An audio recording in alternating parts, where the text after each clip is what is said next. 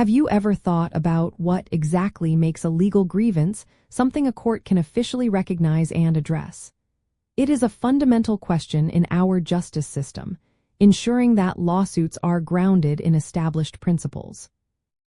A valid civil claim, particularly one sounding in negligence, which is very common, generally requires for essential elements to be proven by the plaintiff or the person bringing the claim.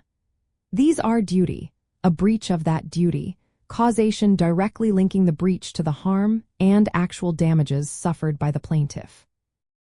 These four elements are not just arbitrary rules, but rather the cornerstone of justice in civil matters, designed to ensure fairness and prevent frivolous lawsuits. The concept of duty establishes a legal obligation that one party owes to another, such as a driver owing a duty to other motorists to drive safely. A breach occurs when that duty is not met, for instance, if the driver runs a red light. Causation then acts as the bridge, ensuring that the breach of duty was the direct and proximate cause of the resulting harm. Without this causal link, a claim cannot stand, even if a duty was breached. Finally, damages representing the actual harm or loss suffered, which the law aims to compensate. Understanding these elements allows you to assess the strength of a potential claim, helping to determine if a legal pathway is viable. To verify if a situation meets these criteria, consider whether a legal obligation existed, if that obligation was violated, if the violation directly led to the injury, and if measurable harm actually occurred.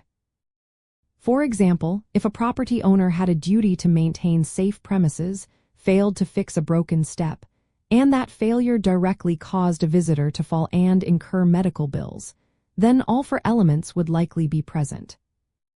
Many jurisdictions distinguish between actual cause and proximate cause within the causation element. Actual cause, sometimes referred to as but-for causation, means the injury would not have happened but for the defendant's actions. Proximate cause, on the other hand, deals with foreseeability, asking whether the harm was a reasonably foreseeable consequence of the defendant's conduct.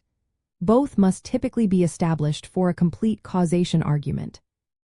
Furthermore, the burden of proof in civil cases typically requires a preponderance of the evidence, meaning it is more likely than not that the defendant is responsible. Grasping these foundational requirements ensures that disputes brought before a court are not only legitimate, but also have a clear framework for resolution, ultimately promoting a more just and predictable legal environment for everyone involved in civil litigation.